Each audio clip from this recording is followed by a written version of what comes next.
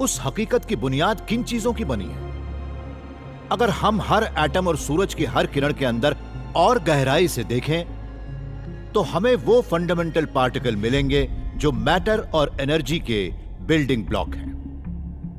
क्या उस हकीकत के बिल्डिंग ब्लॉक सिर्फ इंफॉर्मेशन के छोटे छोटे बिट्स हैं? मैरीलैंड यूनिवर्सिटी के थियोरेटिकल फिजिसिस्ट जिम गेट्स हमारे ब्रह्मांड की फिजिक्स और मैथमेटिक्स के उन्हीं फंडामेंटल पार्टिकल्स की जांच पड़ताल कर रहे हैं। देखिए, हम फिजिसिस्ट खुद को एक कंपनी का मानते हैं जिसका नाम है इक्वेशंस आर अस, क्योंकि हम ऐसी इक्वेशन बनाते हैं जो कुदरत को डिस्क्राइब करती है और फिर उनके ही सहारे हम उन चीजों का अंदाजा लगाते हैं जिन्हें कभी किसी ने देखा या सुना नहीं हो। जिम इस बात की तहकीकात कर रहे हैं कि ब्रह्मांड के फंडामेंटल पार्टिकल्स किस तरह से एक दूसरे से इंटरैक्ट करते हैं। वो खुद एक बड़े कंट्रोवर्शियल कॉन्सेप्ट के समर्थक हैं जिसका नाम है स्ट्रिंग थ्योरी, और इसी वजह से जिम की हर सोच पर संदेहवादियों की नजरें गड़ी होती है। स्ट्रिंग थ्योरी मानती है कि हमारे अंतरिक्ष के कम से कम 10 डायमेंशन हैं और बहुत से ऐसे पार्टिकल्स हैं जिनकी अभी तक खोज भी नहीं हो पाई है। वो एक बड़े ही कॉम्प्लिकेटेड मैथ पर टिकी है। मैं जिन इक्वेशंस को पढ़ रहा था उनके अंदर मुझे कई बड़े ही चौंकाने वाले संकेत मिले और उनके अंदर भी कुछ और इक्वेशन समाई थी। हमने उनके बारे में कई मैथमेटिशियंस से भी बात की, लेकिन हमें ये देखकर बड़ी हैरानी हुई कि उन मैथमेटिशियंस की प्रतिक्रिया ऐसी थी मानो पूछ रहे हो कि तुम ये क्या बकवास कर रहे हो। उन इक्वेशंस को आसानी से समझने लायक बनाने के लिए जिम ने उन्हें जियोमेट्री में बदल दिया। उन्होंने सब एटॉमिक पार्टिकल्स के बीच होने वाले इंटरैक्शन को खास 3 डायमेंशनल शेप में दिखाया और उन स्ट्रक्चर को नाम दिया एडिंग्रास। ये नाम पश्चिमी अफ्रीका के एक ऐसे सिंबल से लिया गया है जो एब्स्ट्रैक्ट कॉन्सेप्ट्स को रिप्रेजेंट करते हैं। मैंने उन इक्वेशन को जिस तरह से समझा उसी तरह से लिया और फिर उन्हें एक मैथमेटिशियन के सामने रखकर उनसे पूछा कि आप इसके अंदर क्या देख रहे हैं। उन्हें देखने के बाद वो मुझे एक अलग ही कहानी सुनाने लगे, मगर हमें आपसी सहयोग का बड़ा फायदा मिला। जिम ने जब अपने एडिंग्रा मॉडल का ऐलान किया तब नए तरह के संदेह खड़े हो गए। हमारे काम को आज भी मेन स्ट्रीम से बिल्कुल अलग माना जाता है और हमारे ऊपर आज भी संदेह किया जाता है। मेरे कुछ कलीग ऐसे भी हैं जो ये मानते हैं कि मैं जो कर रहा हूँ वो या तो वक्त की बर्बादी है या फिर वो साइंस फिक्शन का एक काम है, मगर हम कभी भी उसका प्रैक्टिकल बेसिस दिखा सकते हैं। ये तो सच है कि फिजिक्स में जब भी कुछ नया होता है उसके ऊपर पहले शक ही किया जाता है।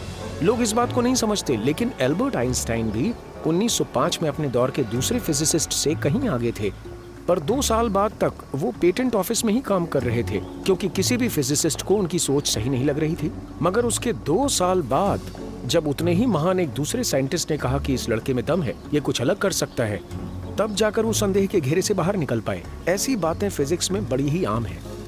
जिम अभी कुछ फिजिसिस्ट्स और मैथमेटिशियंस के साथ मिलकर ये पता लगा रहे हैं कि एडिंग्रास स्ट्रक्चर के सारे पार्ट एक दूसरे से कैसे रिलेट कर रहे हैं। बड़ी ही कॉम्प्लिकेटेड कैलकुलेशंस के अंदर बंद एक चीज जिम को बड़ी ही जानी पहचानी लगी। वो चीज एक कंप्यूटर कोड जैसी लग रही थी। हमने देखा कि अगर हम 0 और 1 का इस्तेमाल करते हैं तो उनके बीच के रिश्तों को समझना बहुत आसान हो जाता है। इसे ही कंप्यूटर साइंस में बिट्स कहते हैं। मेरे ख्याल से तो ऐसा एक भी उदाहरण नहीं है जिसमें किसी भी इक्वेशन में उस फंडामेंटल साइंस की बात की गई है जिसमें बिट्स नजर आए हों। और उससे भी बड़ी बात तो ये है कि हमें अपनी इक्वेशन में वो बिट्स एरर करेक्टिंग कोड के रूप में नजर आए। उसी के सहारे तो हमारा ब्राउजर रोज काम करता है। जब हम वेब को सर्फ करते हैं या किसी और तरह का डिजिटल कम्युनिकेशन करते हैं तब बेहद अहम एक और 0 आखिर उस ट्रांसमिशन में ही गायब हो जाते हैं।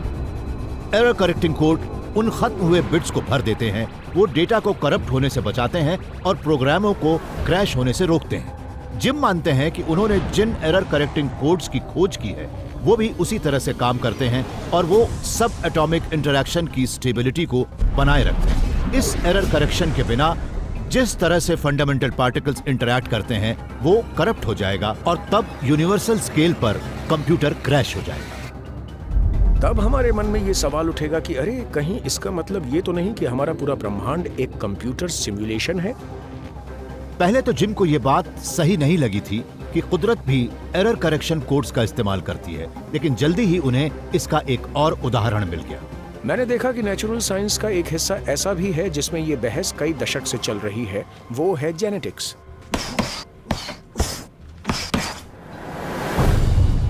इंसान के शरीर में एरर करेक्टिंग कोड्स हमें स्वस्थ और मजबूत बनाए रखते हैं। वो कोड्स हमारे जीनोम को स्टेबलाइज करते हैं। जेनेटिक एरर करेक्टिंग कोड्स इस बात का ध्यान रखते हैं कि सेल्स किसी जीव के जिंदगी भर बिल्कुल सही तरीके से अपनी कॉपी बनाते रहें।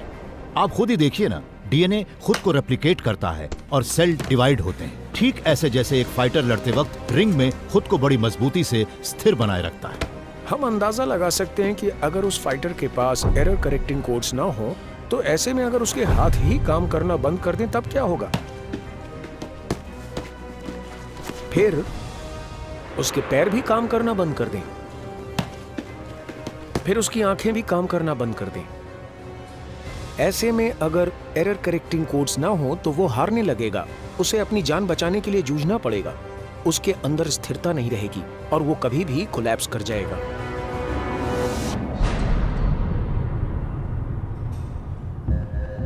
लेकिन अगर किसी फाइटर के पास एरर करेक्टिंग कोड्स हैं, तब भी वो कुछ देर बाद कमजोर पड़ने लगेगा। लेकिन अपने एरर करेक्टिंग कोड्स की बदौलत वो ज्यादा देर तक अपना दमखम बनाए रख सकता है।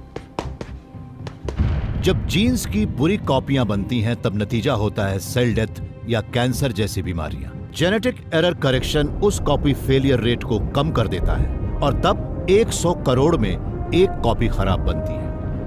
ये वो एनालॉजी है जो एरर करेक्टिंग कोड्स हमारे ब्रह्मांड जैसे किसी स्ट्रक्चर में निभाते हैं। अगर कई और ब्रह्मांड भी हैं तो हो सकता है कि उनके नियम अलग हों जो कम फायदेमंद हों। थियोरेटिकल फिजिक्स के पास कई ऐसी वजह हैं जिनके दम पर हम ये सोचते हैं कि हमारा ब्रह्मांड इकलौता नहीं है।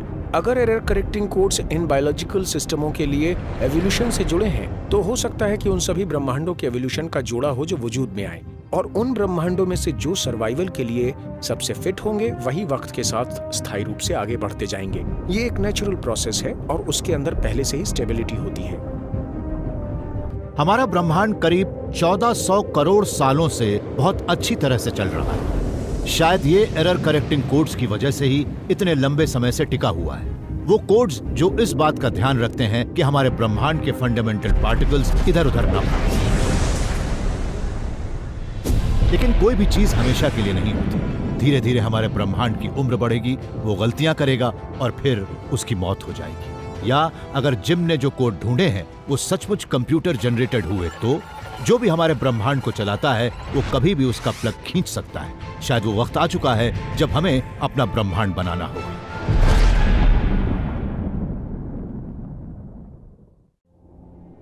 हमारा ब्रह्मांड कुदरती है या फिर आर्टिफिशियल, कुछ भी हो ये एक न एक दिन तो खत्म होगा ही। तो क्या हम अपने आप को बचाने के लिए कुछ कर सकते हैं? अच्छा तो यही होगा कि हम एक नया ब्रह्मांड बनाएं और उसमें ही चले जाएं।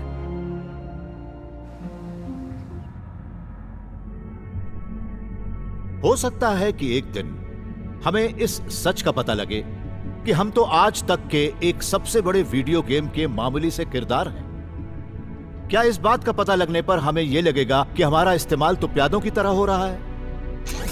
या फिर हमें यह लगेगा कि अब तो जोखिम उठाना चाहिए और जिंदगी का पूरा मजा लेना चाहिए क्योंकि यहां कुछ भी असली नहीं। कुछ भी हो, जिंदगी नेचुरल हो या आर्टिफिशियल, वो है एक बड़ा ही शानदार खेल जो हमें जीतने के लिए खेलना चाहिए।